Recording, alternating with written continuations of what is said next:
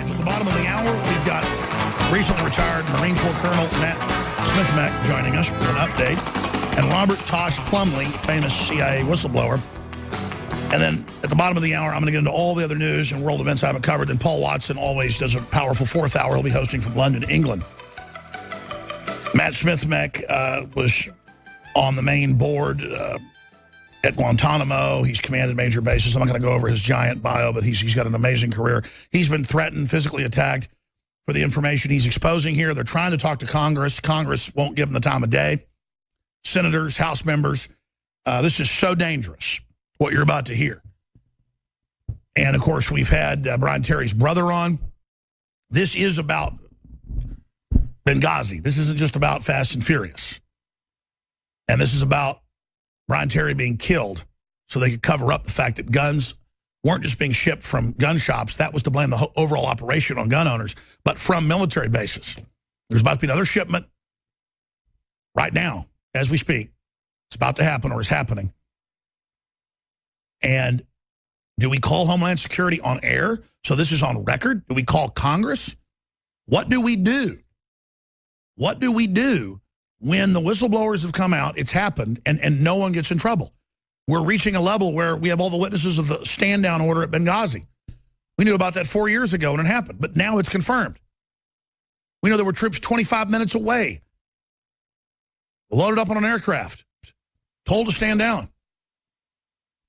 Now they can ship the guns directly to ISIS and Al-Qaeda, and we can have people out blowing the whistle that are being physically attacked and death-threatened. What comes next? This is a new level. In fact, guys, I was asking, did you get me the Homeland Security phone number? Will you bring it into me? Thank you.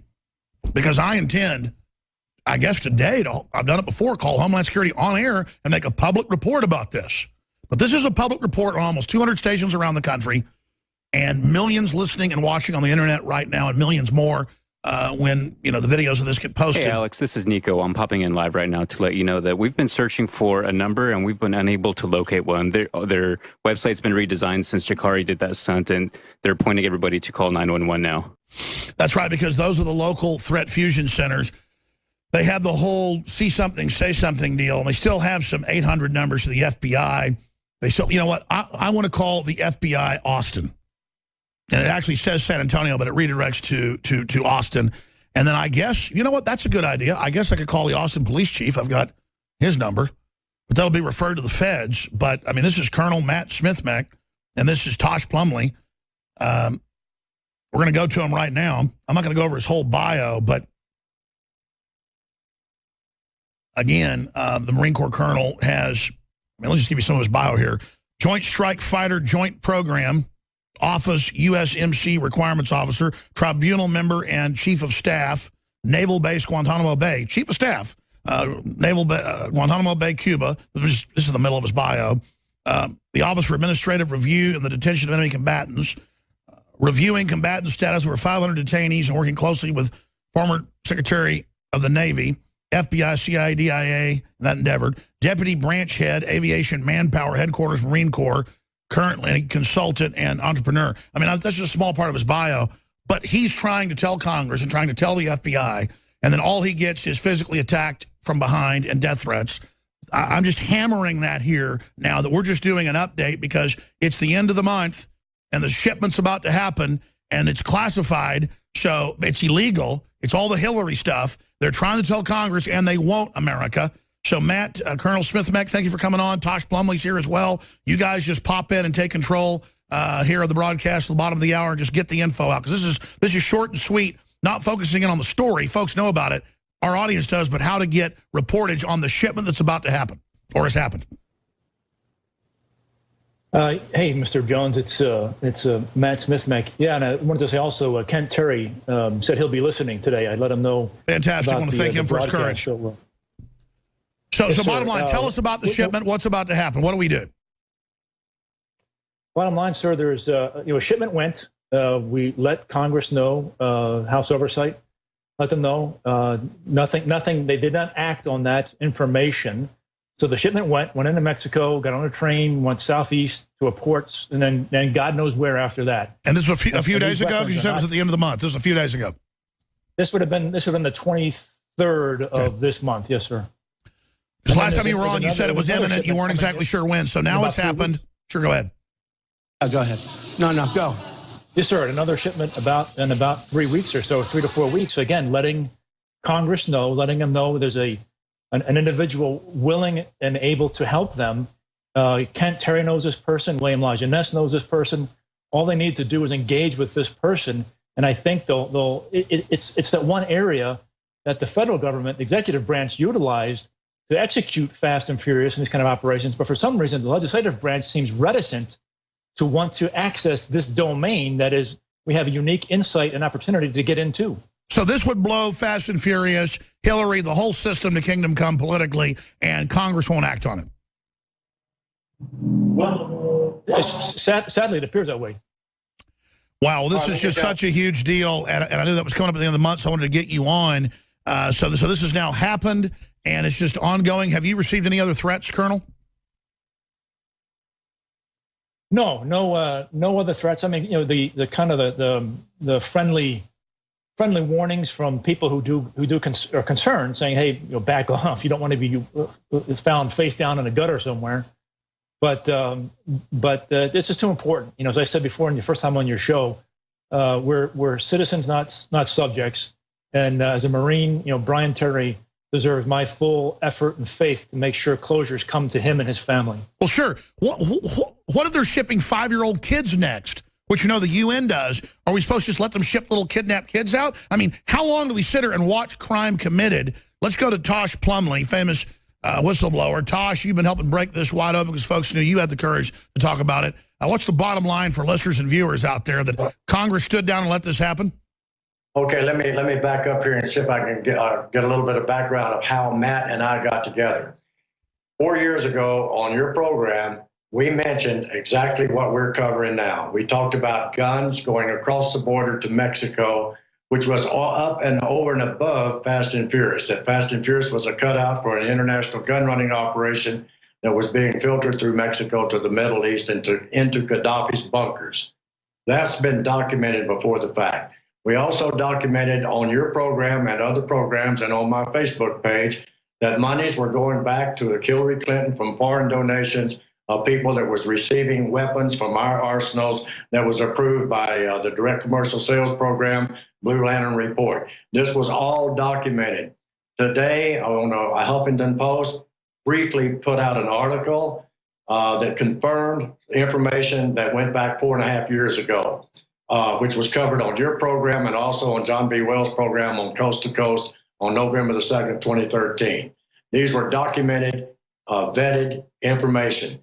That information was also, at that point in time, turned over to the U.S. Senate, the Congress, Trey Gowdy, and Grassley in the form of 11 Benghazi questions that made direct references back to the gun running operation, which was legal at that point in time, but it was going across Mexico to the Mexican Army.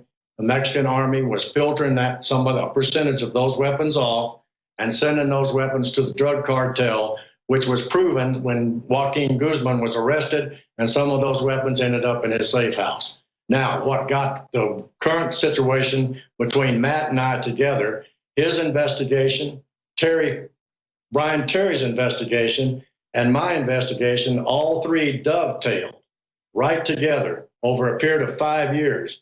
Brian Terry was killed on December in 2010.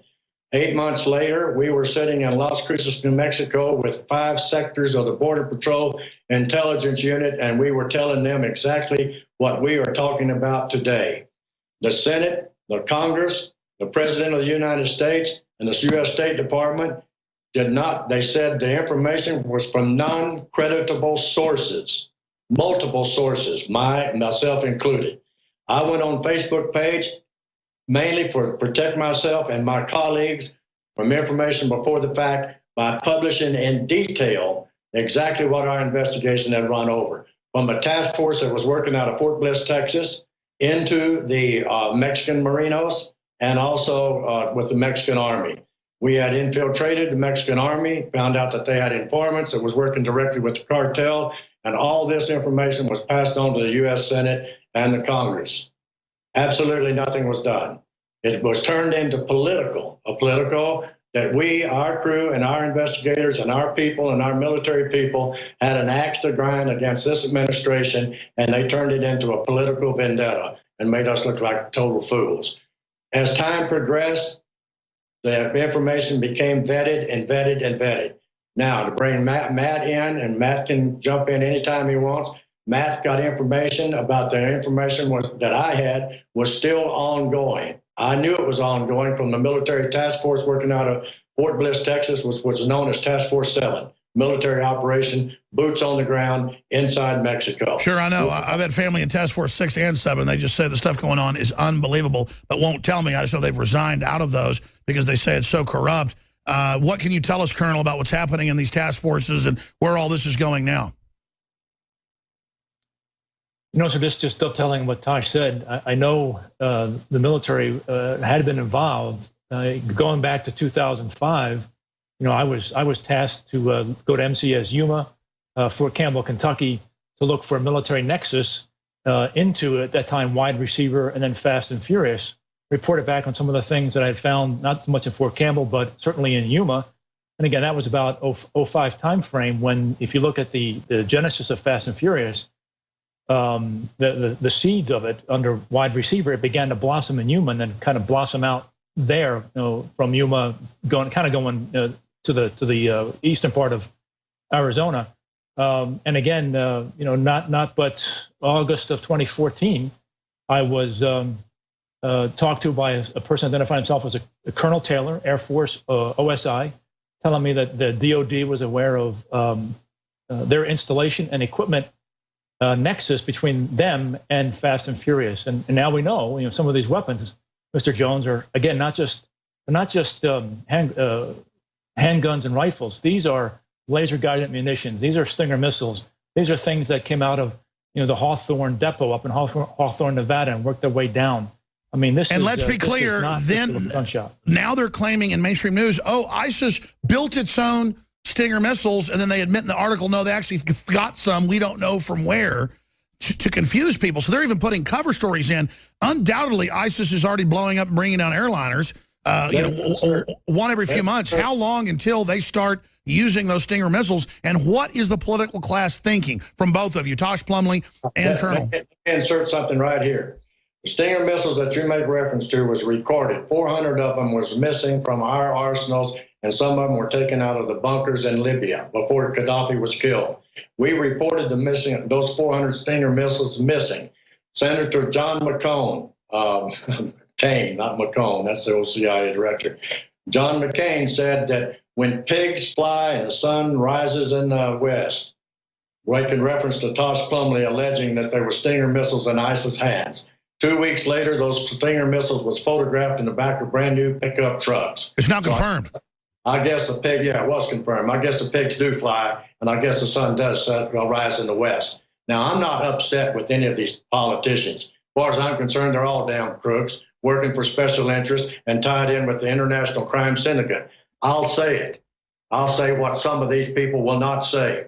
This is an international crime syndicate. It's an international gun running operation. Now, I'm going to back up here.